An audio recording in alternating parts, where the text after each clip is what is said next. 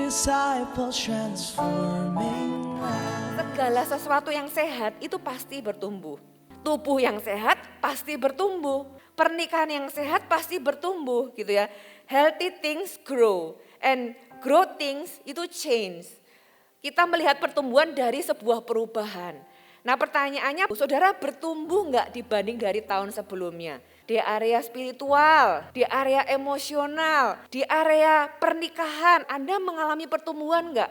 Kalau saudara mengevaluasi diri sendiri, loh iya ya ternyata aku melewatkan begitu saja tahun demi tahun. Saudara, berarti Anda perlu bertanya, apa yang salah?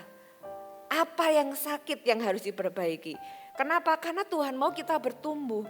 Hari ini apa yang saya mau sampaikan adalah tentang bertumbuh. Karena itu adalah sebuah kehendak Tuhan yang pasti yang Tuhan mau itu terjadi dalam kehidupan Anda dan saya.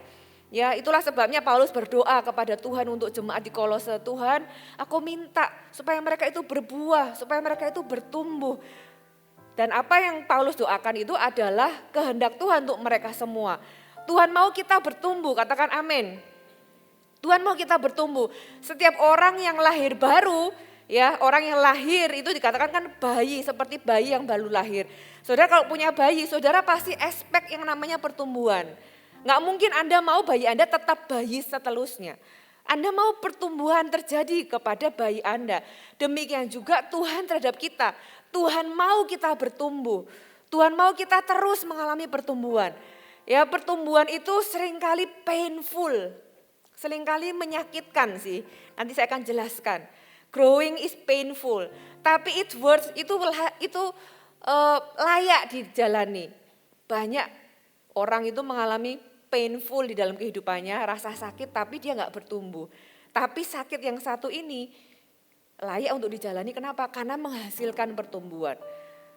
Tuhan mau kita semua bertumbuh. Pertumbuhan itu seringkali digambarkan sebagai sesuatu yang abstrak. Pertumbuhan itu apa ya?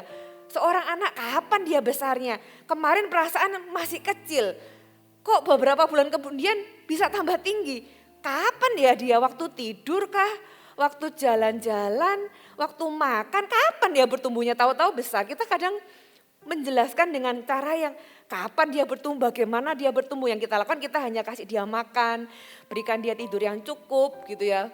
Jaga kesehatannya, terus dia bertumbuh. Nah bagaimana kita bisa tahu dia bertumbuh? Ketika kita bawa ke dokter pasti dicek apa? Tinggi badan, berat badan gitu ya. Kalau masih kecil tuh lingkar kepala.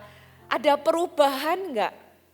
Bayangkan kalau Anda datang berkali-kali, berbulan-bulan dan ternyata berat badannya sama, tinggi badannya enggak berubah, lingkar kepalanya enggak berubah. Saudara dokter pasti akan berkata bahwa there is something wrong.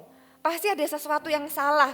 Ini sakit. Dia akan menemukan atau mencari ini sakit apa yang membuat dia tidak bertumbuh. Nah di dalam kehidupan kita juga sama saudara. Kalau kita ini sehat kita pasti bertumbuh. Nah pertumbuhan itu walaupun abstrak sebenarnya bisa dijelaskan dengan sederhana sebagai positive change. Jadi growth atau pertumbuhan itu adalah sebuah perubahan yang positif. Ya, sebuah perubahan yang positif. Kenapa? Karena segala sesuatu yang sehat itu pasti bertumbuh. Tubuh yang sehat pasti bertumbuh. Keuangan yang sehat pasti bertumbuh. Pernikahan yang sehat pasti bertumbuh gitu ya. Healthy things grow and growth things itu change. Kita melihat pertumbuhan dari sebuah perubahan. Nah pertanyaannya pernah enggak saudara mengevaluasi diri Anda sendiri? Tahun lalu nih 2021, saudara bertumbuh enggak dibanding dari tahun sebelumnya? Tahun 2020, Anda mengalami pertumbuhan enggak? Di area spiritual, di area emosional, di area pernikahan atau hubungan Anda mungkin dengan keluarga, di area apalagi keuangan dan sebagainya, pekerjaan, Anda mengalami pertumbuhan enggak? Kita perlu sewaktu-waktu mengevaluasi diri kita, sama seperti kita membawa anak kita ke dokter, kita perlu evaluasi, kita perlu ukur tingginya bertambah enggak, berat badannya bertambah enggak. Saudara, kalau saudara ngecek gitu ya, kira-kira mengevaluasi diri sendiri, loh iya ya ternyata aku melewatkan begitu saja tahun demi tahun. Saudara, berarti Anda perlu bertanya, apa yang salah? Apa yang sakit yang harus diperbaiki? Kenapa? Karena Tuhan mau kita bertumbuh. Firman Tuhan ada berkata, kalau dipandang dari sudut pandang waktu, harusnya kamu ini sudah jadi pengajar. Tapi kok masih jadi bayi? Ada ayatnya dikatakan demikian. Berarti Tuhan itu memperhitungkan waktu loh saudara. Ketika kita lahir baru dan kita terus di dalam perjalanan kita dengan Tuhan, Paulus menulis kalau dipandang dari sudut pandang waktu, jadi waktu itu juga seharusnya menentukan. Kalau kita tambah tahun, kita bertumbuh enggak? Kalau enggak berarti ada yang salah atau ada yang hilang. Saudara, saya berdoa supaya firman Tuhan ini tuh menyelamatkan tahun Anda hari ini. Jangan sampai Anda lihat ke belakang lagi dan kayaknya enggak ada perubahan yang berarti. Saudara harus bertumbuh. Misalnya, mungkin beberapa tahun lalu kalau berantem suami istri, ada piring terbang gitu ya, ada kata-kata yang saling memberikan label. Beberapa tahun kemudian saudara mengalami pertumbuhan di area pernikahan, ada sih konflik tapi bisa diselesaikan dengan baik. Nah itu pertumbuhan karena konflik sesuatu yang kita nggak mungkin hindari seumur hidup kita, ada sekali-sekali terjadi. Tapi bagaimana kita menangani konflik ternyata bertumbuh. Nah itu sebuah pertumbuhan.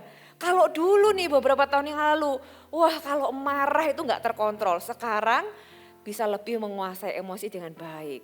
Kalau dulu selalu nih besar pasak daripada tiang.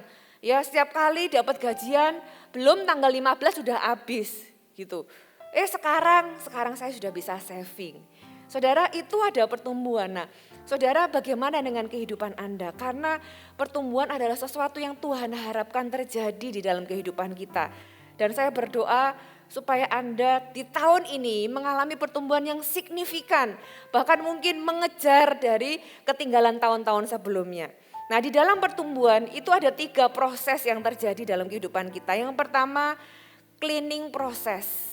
Katakan cleaning proses. Kita buka sama-sama di Yohanes pasal yang ke-15. Yohanes pasal yang ke-15 ayat yang pertama. Akulah pokok anggur yang benar dan Bapakkulah pengusahanya. Setiap ranting padaku yang tidak berbuah dipotongnya. Dan setiap ranting yang berbuah dibersihkannya supaya ia lebih banyak berbuah. Saudara, yang pertama itu supaya kita bertumbuh, Tuhan itu melakukan yang namanya cleaning atau pembersihan. Dikatakan supaya dia lebih banyak berbuah, alias ujung dari pertumbuhan itu bukanlah bertumbuh untuk bertumbuh, tapi bertumbuh untuk berbuah. Ya Tuhan mencari buah. Masa mau saudara punya pohon jeruk bertumbuh tapi enggak menghasilkan buah, sia-sia pertumbuhannya. Ya kan?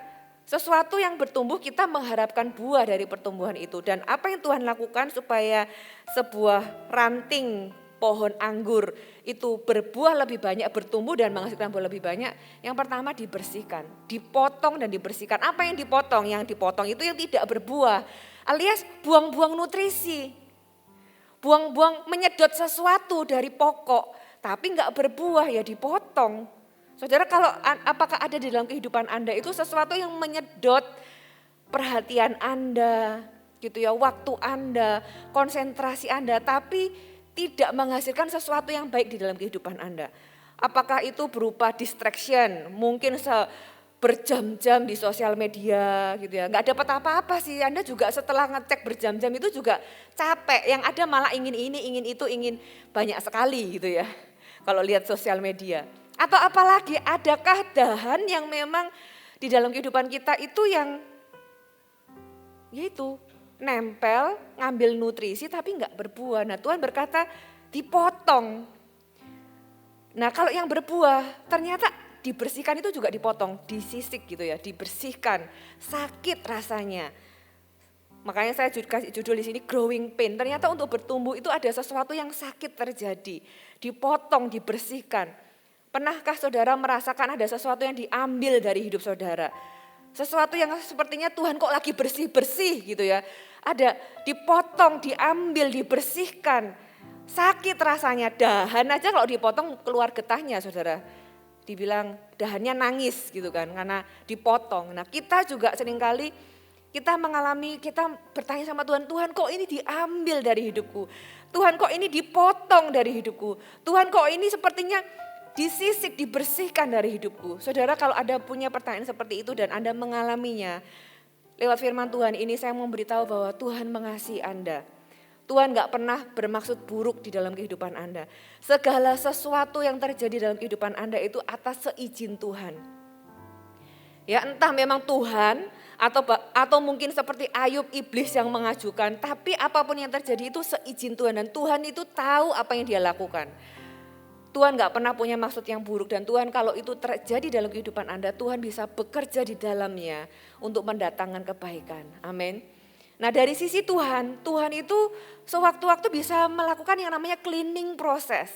Nah tapi pertumbuhan rohani kita atau pertumbuhan hidup kita itu terjadi dua arah saudara. Bukan cuma dari sisi Tuhan, kayak kita hanya korban, bukan. Tapi terjadi juga dari dua sisi. Makanya memang Tuhan berkata Apolos menanam, Paulus menyiram, Tuhan yang memberikan pertumbuhan. Alias ada kerjasama antara Tuhan dan kita. Kerjasama ketika kita itu mengalami cleaning proses, bagaimana respon kita. Tapi bagian kita juga punya bagian saudara yang kita harus lakukan. Kita buka di Ibrani pasal yang ke-12. Ibrani 12 ayat yang pertama. Karena kita mempunyai banyak saksi bagaikan awan yang mengelilingi kita, marilah kita menanggalkan semua beban dan dosa yang begitu merintangi kita dan berlomba dengan tekun dalam perlombaan yang diwajibkan bagi kita. Jadi ternyata untuk pertumbuhan, untuk kita bertumbuh, kita punya sesuatu yang kita harus lepaskan. Kalau enggak itu akan sangat merintangi kita.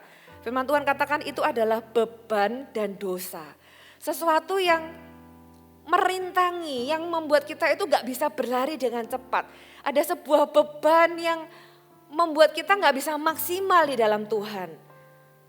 Saudara, apakah itu? Apa beban yang Anda hari ini sementara ini tuh pegang? Yang membuat Anda gak bisa kemana-mana, gak bisa maksimal dengan Tuhan. Setiap orang mungkin jawabannya berbeda-beda. Apakah itu kesibukan Anda yang begitu mengikat Anda? Atau kemalasan, atau kepahitan, atau kontrol sehingga Anda sulit berserah sama Tuhan. Atau barang, atau apa, sesuatu yang Anda perlu belajar lepaskan. Saudara, ada sebuah cerita ilustrasi bagaimana monyet itu ditangkap dan gak bisa pergi. Yaitu dengan cara dikasih box atau biasanya bisa kelapa gitu yang dibolongin. Kemudian di balik lubang itu ada pisang. Nah ketika monyet itu mau mendapatkan pisang dia harus taruh tangannya ke dalam lubang. Dia ambil pisangnya. Nah setelah itu dia ketangkap. Kenapa? Karena dia gak mau lepaskan pisangnya. Sebenarnya kalau dia mau lari dari perangkap dia tinggal lepaskan pisangnya. Dia bisa tangannya bisa masuk berarti bisa keluar kan. Tapi dia gak bisa, dia gak mau gara-gara dia tidak mau let go pisangnya akhirnya dia ketangkap. Nah banyak dari umat Tuhan itu gara-gara gak mau let go sesuatu hidupnya terperangkap. Hidupnya akhirnya gak bisa kemana-mana, hidupnya gak bisa bertumbuh. Karena dia megang sesuatu dan gak mau melepaskan. Saudara, apa yang Tuhan mau Anda lepaskan? Apakah kebiasaan buruk? Apakah kepahitan? Apakah gaya hidup yang salah? Atau apa? Atau bahkan dosa? Apakah ada dosa yang hari ini Anda masih sembunyikan? Atau Anda masih nikmati? Saudara, ada dosa-dosa tertentu itu, kenapa sih orang itu berbuat dosa dan menikmatinya? Saya enggak berkata dosa itu sesuatu yang enggak enak. Kalau orang enggak enak dia enggak mungkin kan lakukan lagi dan lagi. Pasti ada yang enak dari dosa sehingga orang itu mau melakukannya lagi dan lagi. Berarti ada sesuatu yang dosa itu tawarkan. Nah seringkali orang itu berbuat dosa padahal dia tahu dosa itu menghancurkan gitu ya. Mungkin enggak langsung kelihatan tapi dia mendapatkan kenikmatannya sesaat. Biasanya orang itu punya menikmati dosa tertentu karena dia mau menutupi atau memberikan kompensasi terhadap rasa sakit tertentu dalam kehidupannya. Ya beberapa waktu yang lalu saya khotbahkan di youth, kalau sudah mau lihat sudah bisa dengarkan khotbah saya judulnya Sexual Revolution itu saya khotbahkan di youth di Jakarta, di GMS Jakarta. Salah satu dosa yang seringkali orang muda gumuli adalah dosa seksual. Nah di dalam dosa seksual itu sebenarnya bukan aktivitasnya yang saya bahas gitu ya. Tapi lebih dalam dari itu, kenapa kok orang itu menikmati dan bahkan terikat. Entah itu pornografi atau masturbasi gitu ya. Atau apapun dosa yang lain gitu ya. Kenapa? Karena orang itu mendapatkan kenikmatan sebenarnya untuk memberikan kompensasi terhadap rasa sakit yang lebih dalam.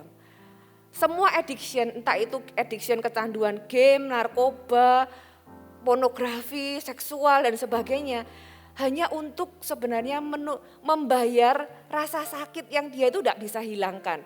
Rasa sakit mungkin dari penolakan, rasa sakit karena ditinggalkan, rasa sakit sesuatu yang lebih dalam, tapi dia memberikan kompensasi dengan pleasure, dengan kenikmatan dari dosa. Saudara, apa yang Anda dapatkan dari dosa? Saya beritahu Anda, Tuhan bisa kasih. Apa yang Anda cari dari dosa? Apa yang Anda dapat kompensasi dari dosa? Connection, pleasure, kenikmatan atau apa gitu ya. Saudara, cari akar yang lebih dalam dari itu.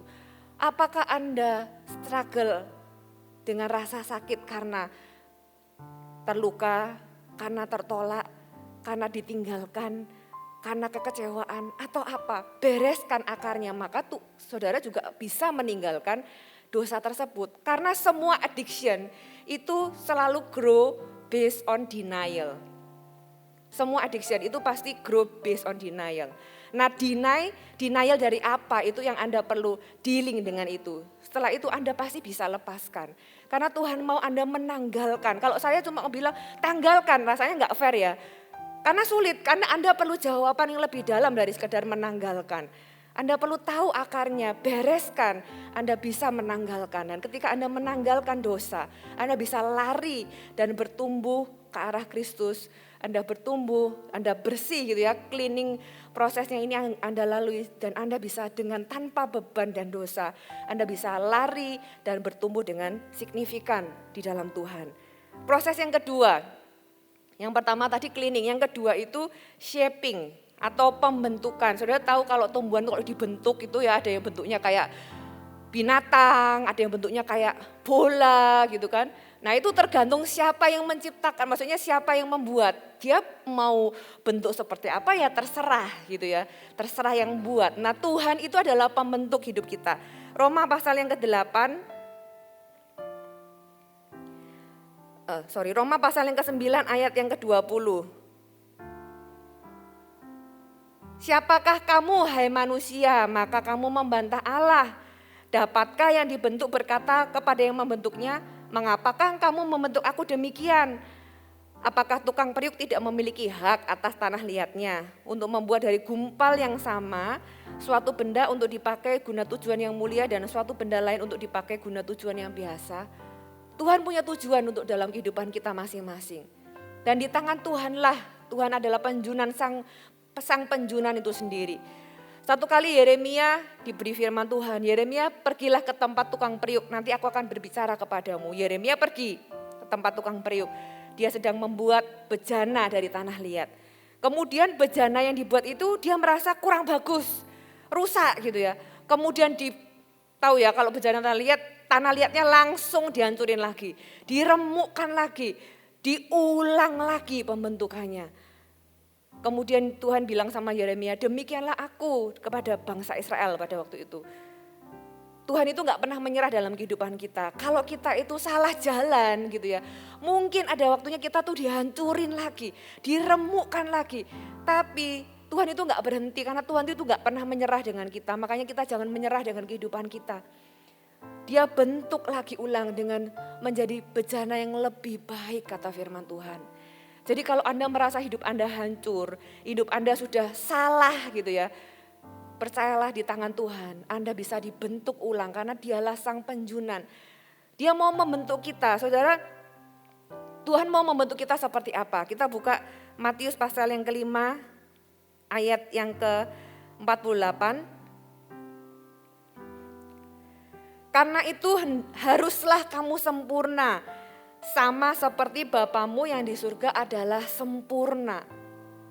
Saudara, ini yang Tuhan mau terjadi dalam kehidupan kita. Wow, kayaknya jauh sekali ya, mana ada orang sempurna. That's the point.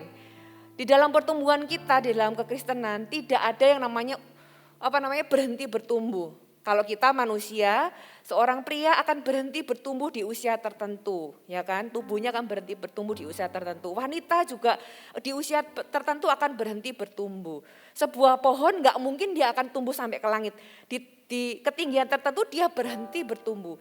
Tapi di dalam Tuhan kita nggak bisa bilang aku sudah tua atau aku sudah mencapai titik tertentu. Kenapa? Karena titik sempurna itu tidak ada.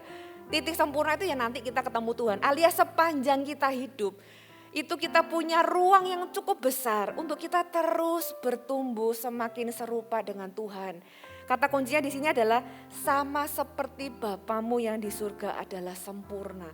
Jadi tujuan dari pembentukan itu adalah semakin kita serupa dengan Tuhan. Kita punya banyak area di dalam kehidupan kita. Area mana yang Anda mau terus bertumbuh? Dari sisi Tuhan, Tuhan membentuk kita lewat kejadian-kejadian yang Tuhan izinkan dalam kehidupan kita.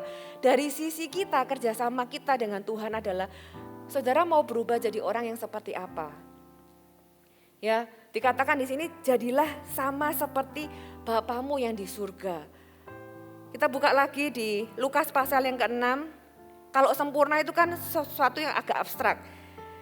Di Lukas 6 ayat 36 dikatakan, hendaklah kamu murah hati sama seperti Bapamu adalah murah hati. Garis bawahi kata sama seperti. Sebuah gambaran tentang Tuhan. Tuhan mau, ini kan lebih spesifik.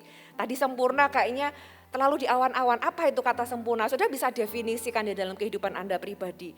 Saudara, milikilah goal untuk Anda menjadi orang yang gitu ya. Banyak orang itu fail atau gagal ketika dia punya tujuan, ketika tujuannya itu hanya berupa aktivitas atau tindakan. Aku mau tahun ini, aku mau aktivitasnya apa? Misalnya baca Alkitab sehari 10 pasal gitu. Olahraga seminggu 5 kali gitu.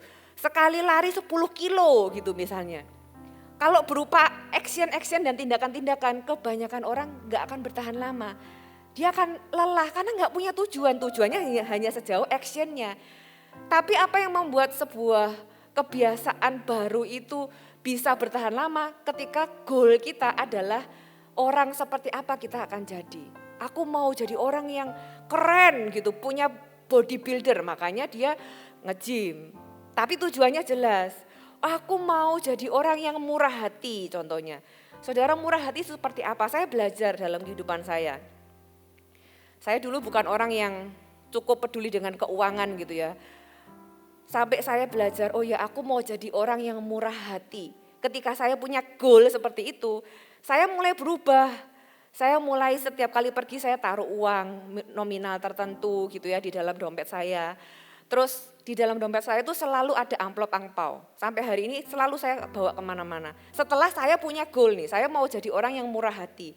Jadi sewaktu-waktu Tuhan menggerakkan saya untuk saya memberi, saya sedia, saya memberikan diri saya untuk menjadi alat. Aku mau jadi orang yang murah hati.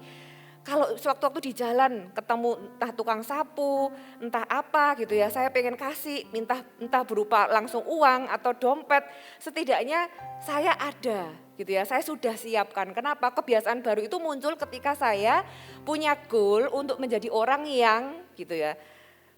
Atau sekarang juga saya punya goal, saya mau jadi orang tua yang available untuk anak saya. Saya punya 2 anak remaja yang masa remaja itu memang masa yang penuh dengan liku-liku gitu ya. Dan anak yang tadinya semuanya cerita tiba-tiba jadi introvert. Ya pasti menakutkan ya bagi semua orang tua. Gimana ya caranya supaya anak-anak ini bisa terbuka, saya harus jadi orang tua yang memberikan rasa aman buat dia. Jadi saya punya goal, setelah saya punya goal, saya punya kebiasaan-kebiasaan baru. Oke, saya setiap hari akan ke kamarnya, akan ngajak ngobrol gitu ya. Saya nggak akan pushy atau suka memaksa sesuatu, saya akan open dengan conversation. Dia mau tanya apapun, sesensitif apapun, saya akan jawab gitu ya, buka pembicaraan seenak mungkin. Jadi gara-gara saya punya goal, muncullah kebiasaan-kebiasaan baru. Nah, apa goal Anda? Anda harus punya goal, saya mau jadi orang yang, saya mau jadi ayah yang, saya mau jadi ibu yang, saya mau jadi suami yang misalnya, aku mau jadi suami yang ekspresif. Saya mau jadi istri yang melayani. Saya mau jadi pasangan yang setia sehingga Anda punya boundaries gitu ya. Minggu lalu sudah dijelaskan sama Pastor Puji juga punya boundaries, punya batasan. Saya mau jadi orang yang dekat sama Tuhan. Nah, ketika Anda punya goal seperti itu, Anda akan mulai berusaha menciptakan kebiasaan baru. Saya mau jadi orang yang dekat sama Tuhan. Apa yang harus dilakukan supaya kita punya hubungan yang dekat sama Tuhan? Oh ya, aku mau lebih banyak berdoa. Aku lebih banyak baca firman. Gimana caranya? Saudara, saya kasih Anda sebuah tips untuk Anda memulai kebiasaan baru yang bisa tahan lama. Karena kebiasaan yang baru itu seringkali gak tahan lama. Yang pertama, make it simple atau sesuatu yang sangat sederhana yang Anda yakin Anda bisa lakukan. Contoh, kalau saudara mau baca firman setiap hari, jangan menargetkan gini, saya mau baca satu hari 12 pasal. Saudara, orang gak pernah baca firman Tuhan tiba-tiba suruh baca 12 pasal gitu ya. Saudara pasti akan kayak bacanya itu cepet kapan selesai. Saudara mulailah dengan, oke, aku mau baca satu hari 1 ayat. Gampang gak 1 ayat? Gampang, make it something sesuatu yang sangat mudah dilakukan. 1 ayat aja. Gak usah merasa bersalah, enggak ada yang menyalahkan Anda, jangan menghakimi diri sendiri. Sesuatu yang kecil adalah sebuah permulaan yang baik daripada gak melakukan apa-apa. Mulai dengan sederhana. Yang kedua, buatlah tools yang Anda gunakan itu mudah terlihat. Contoh, Anda mau baca Alkitaban tadi, taruh Alkitab Anda di tempat yang gampang terjangkau. Jangan dimasukin ke laci. Anda lupa itu kalau masukin ke laci. Ya, taruh di tempat yang gampang terlihat. Kalau Anda mau olahraga, taruh sepatu olahraga Anda di tempat yang gampang terlihat. Supaya Anda langsung ingat, oh ya aku harus olahraga, oh ya aku harus ini. Saudara, yang ketiga, tempelkan dengan kebiasaan yang sudah rutin Anda lakukan. Apa kebiasaan kita? Kita kan bangun tidur, makan, mandi gitu ya. Berangkat kerja, pulang kerja, tidur lagi. Nah, tempelkan dengan kebiasaan yang rutinitas yang sudah ada. Contoh, saya mau baca Alkitab 1 ayat setelah saya bangun pagi. Jadi taruh Alkitab Anda di sebelah kasur Anda yang begitu Anda bangun yang dilihat pertama itu Alkitab. Nah, itu akan memudahkan Anda tempelkan. Atau saya mau jogging setelah pulang kerja. Jadi tempelkan dengan rutinitas yang sudah Anda jalani setiap hari. Tempelkan kebiasaan yang baru. Kemudian ya tadi, buatlah tools yang Anda gunakan itu di tempat yang terlihat. Dan lakukan sesuatu yang memang sangat bisa dilakukan dan gak muluk-muluk. Percayalah saudara, Anda akan punya kebiasaan yang baru yang ringan tapi long lasting. Dan itu akan membentuk Anda. Karena kebiasaan itu muncul karena sebuah goal.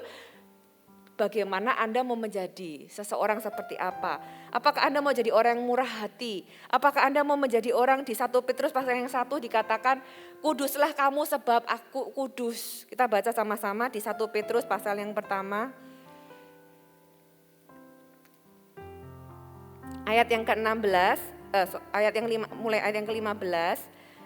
Tetapi hendaklah kamu menjadi kudus di dalam seluruh hidupmu, sama seperti, ya kan tadi sama seperti Bapamu surga adalah sempurna, sama seperti Bapamu murah hati, ini juga sama seperti Dia yang adalah kudus yang telah memanggil kamu, sebab ada tertulis, kuduslah kamu sebab aku kudus. Saudara, karena kita itu pembentukan kita ya, kita ingin menjadi semakin serupa dengan segambar dengan Tuhan. Kita diciptakan serupa dan segambar dengan Tuhan dari awal mulanya manusia. Tapi karena manusia jatuh ke dalam dosa, gambar itu rusak. Tuhan mau memulihkan, membentuk kita serupa dan segambar dengan Dia. Makanya dikatakan yang diulang-ulang ada kata sama seperti. Sama seperti Bapamu yang di surga adalah sempurna. Sama seperti Bapamu murah hati. Sama seperti Dia yang kudus. Kita mau semakin serupa dengan Tuhan di area apa? Saudara, one step at a time. Gak perlu, wah kayaknya hidupku semuanya harus berubah. Satu-satu saudara. Mau apa dulu nih? Di area keuangan kah? Di area pernikahan? Di area kesehatan? Di area, saudara start dari 1, nanti saudara tambahkan lagi, saudara tambahkan lagi. Saya percaya saudara akan semakin mengalami kemajuan yang pesat. Start dari sesuatu yang sederhana. Kenapa? Karena keberhasilan kita itu Tidak sejauh goal kita loh sebenarnya, tapi sejauh kebiasaan kita. Selama Anda berhasil membangun kebiasaan yang baru, goal Anda itu sudah di depan mata. Tapi kalau orang itu cuma punya goal, gak pernah membangun kebiasaan, itu akan terasa jauh sekali. Makanya saudara punyalah goal, kemudian bangunlah kebiasaan baru yang sederhana. Dan saya percaya saudara akan semakin terbentuk. Saudara akan semakin terbentuk serupa dan segambar dengan Tuhan. Yang terakhir, proses yang ketiga adalah strengthening proses.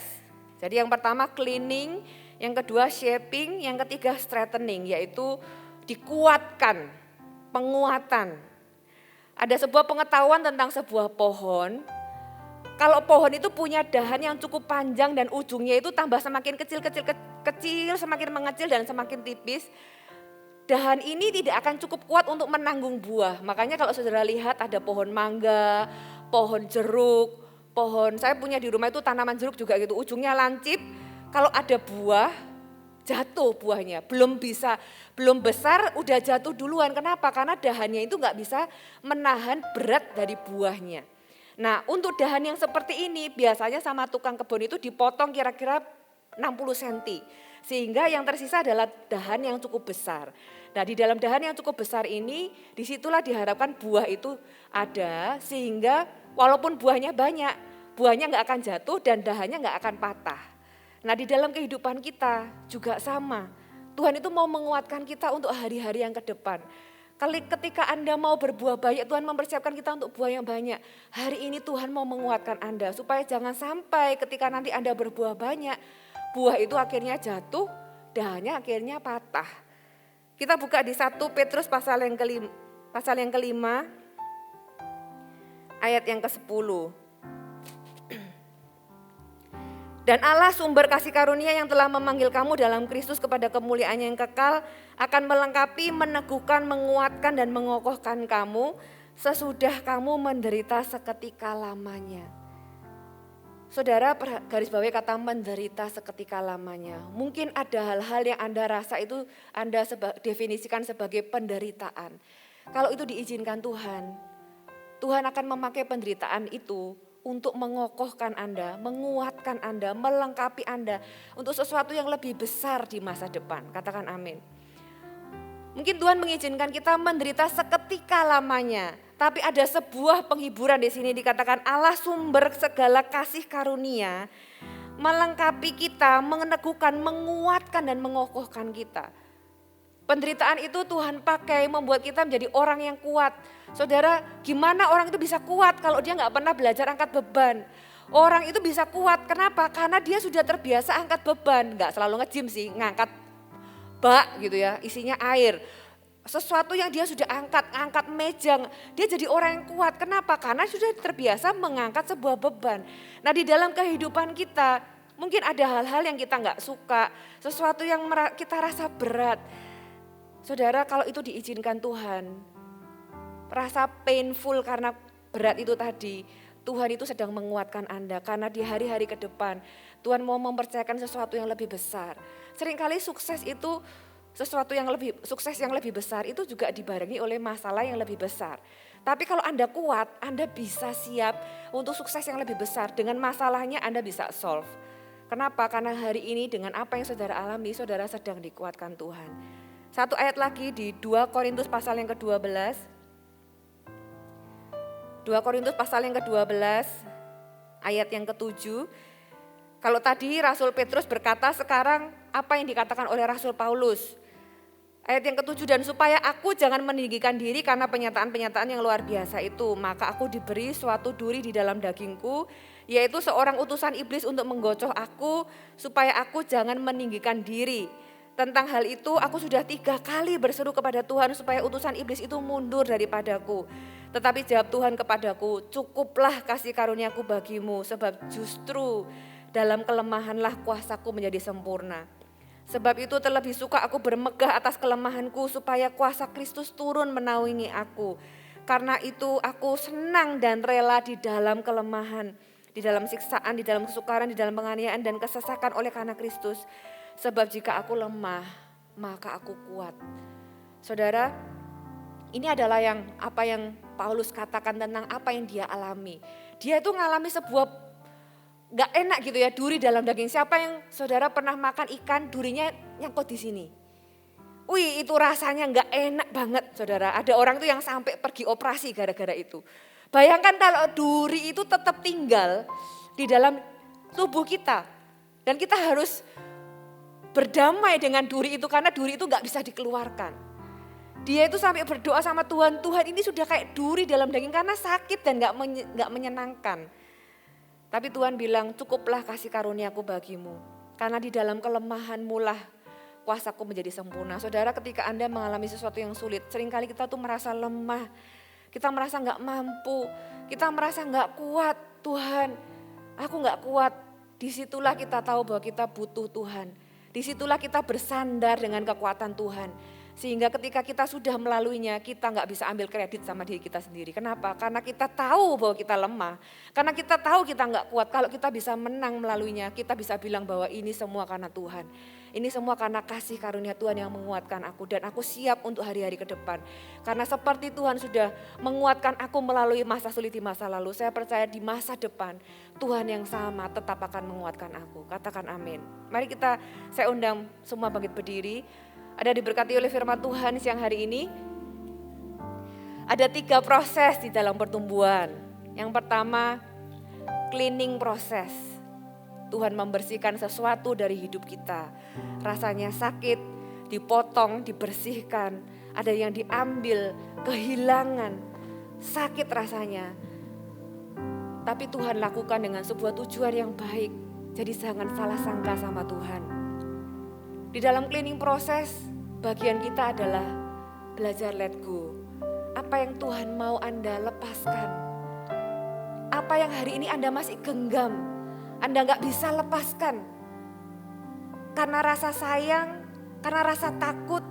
Saudara, ketika Anda belajar melepas, sebenarnya Anda sedang belajar beriman sama Tuhan.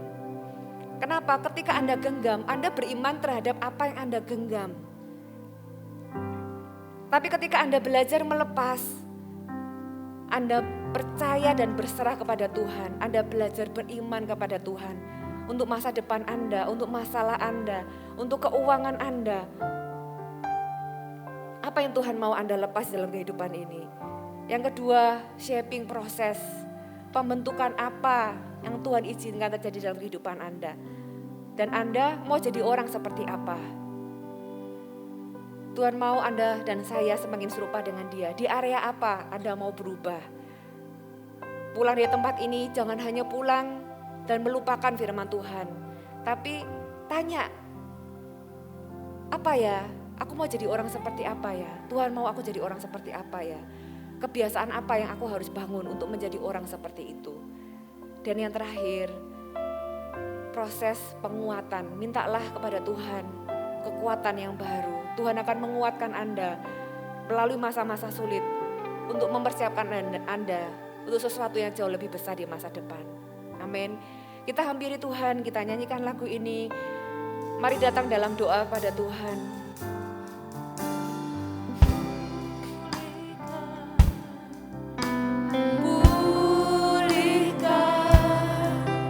Hatiku jadi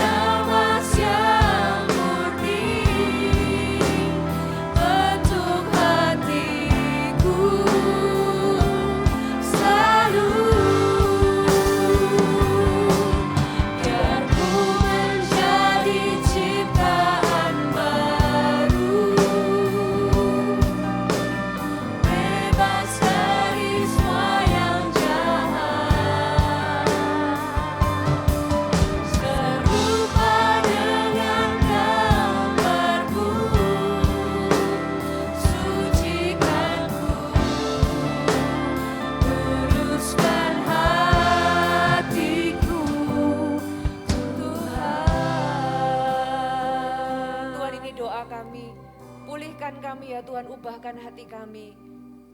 Tuhan, mungkin kalau kami ini mengalami yang namanya cleaning proses, ada hal-hal yang Tuhan ambil dalam kehidupan kami. Tuhan, kami mengakui itu sakit, itu gak enak. Tapi Tuhan, melalui semua kejadian yang mungkin menyakitkan itu bagi kami mau bertumbuh ke arah Engkau, kami mau bertumbuh semakin serupa dengan Engkau ya Tuhan. Kami percaya Engkau Tuhan yang tidak pernah meninggalkan kami. Tuhan, ampuni kalau kami pernah salah sangka, kami pernah kecewa, kami pernah marah sama Tuhan.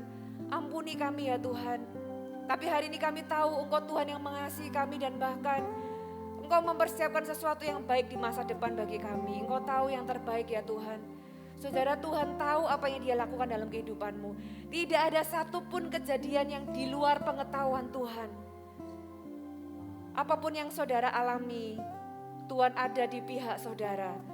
Tuhan ada bersama dengan saudara melaluinya. Ketika Anda menangis, Tuhan pun ada bersama-sama dengan Anda. Tapi izinkan Tuhan melakukan bagiannya. Anda dipersiapkan untuk berbuah lebih banyak. Apa yang Anda mau lepaskan hari ini di hadapan Tuhan, katakan Tuhan, aku mau lepaskan ini. Aku mau lepaskan kepahitan. Aku mau lepaskan sakit hati. Aku mau lepaskan dosa ini. Aku mau lepaskan beban ini. Saudara, kalau ada di antara Anda yang hari ini terikat dengan dosa tertentu, saya mau berdoa bagi Anda. Anda gak perlu angkat tangan atau apa. Anda berurusan pribadi dengan Tuhan. Kenapa Anda masih terikat dengan dosa itu? Atau Anda kecanduan tertentu? Mungkin gak banyak di tempat ini, tapi satu orang berharga di mata Tuhan. Apakah ada rasa sakit yang Anda coba bayar lewat kenikmatan dosa? Apakah Anda tertolak? Apakah Anda merasa ditinggalkan? Apakah Anda merasa tersakiti oleh sesuatu? Mungkin orang tua Anda, mungkin pasangan Anda, mungkin rekan kerja Anda, atau mungkin itu sesuatu di masa kecil Anda. Dosa itu hanya memberikan kenikmatan tapi tidak pernah menyembuhkan, dan yang ada, dosa itu menghancurkan masa depan Anda. Hari ini kalau ada orang-orang yang terikat dengan sesuatu, saya berkata keterikatan itu tumbuh dari denial. Jangan deny lagi. Buka hati Anda. Kalau memang ada luka, hari ini bawa di hadapan Tuhan. Tuhan itu adalah Tuhan untuk orang-orang yang hancur hatinya. Tuhan tahu pergumulanmu. Aku berdoa ya Tuhan, kalau ada orang-orang di tempat ini yang terikat, aku berkata kuasa Tuhan melepaskanmu. Dan aku berkata juga setiap luka yang kau alami hari ini, aku melepaskan kuasa kesembuhan batin di dalam nama Yesus. Engkau yang tertolak, engkau yang merasa ditinggalkan, engkau yang pernah tersakiti. Tuhan, aku berdoa di dalam nama Yesus, kasih karunia Tuhan membalut setiap luka setiap orang di tempat ini. Setiap luka yang selama ini didinai, dikubur, tidak pernah dibereskan Tuhan. Engkau yang mengangkat ke permukaan dan Engkau yang membereskan, Engkau yang menyembuhkan ya Tuhan. Dan berikan kekuatan untuk setiap orang yang terikat dengan dosa tertentu, mereka bisa melepaskan dosa itu. Sekarang juga di rumah Tuhan ada pembebasan, ada kelepasan di dalam nama Yesus. Setiap ikatan dilepaskan di dalam nama Yesus. I break it in Jesus name. Terima kasih Tuhan. Mampukan kami membangun hari-hari ke depan dengan kebiasaan yang baru. Karena Tuhan mau kami semakin serupa dengan Engkau. Yang terakhir saya mau berdoa bagi Anda yang engkau mengalami sebuah pergumulan dan engkau merasa Tuhan aku sudah gak kuat lagi. Sama seperti Rasul Paulus berkata, aku lemah, aku sudah gak mampu lagi. Kalau ada orang-orang yang berkata demikian, taruh tangan Anda di dada. Tuhan, hamba berdoa, firman-Mu berkata Engkau adalah Allah sumber kasih karunia. Engkau menguatkan, Engkau meneguhkan, Engkau melengkapi. Engkau memberikan hikmat hari ini Tuhan untuk setiap orang-orang yang membutuhkan kekuatan yang baru. Aku melepaskan kekuatan yang baru. Apa yang Engkau tidak mampu lalui, Engkau tidak sendirian. Tuhan bersamamu. Tuhan ada di tempat ini dan Tuhan melimpahkan kekuatannya. Dia adalah sumber kekuatan itu dan terimalah kekuatan yang baru. Kau gak cuma terima kekuatan, kau akan juga terima hikmat. Jalan keluar, jawaban, mujizat. Terimalah semua berkat dari Allah yang mengasihimu ini. Di dalam rumah Tuhan, aku berdoa Tuhan, membawa setiap pergumulan pribadi umat-Mu Tuhan. Engkau mengasihi mereka, Engkau mau mereka semakin serupa dengan Engkau.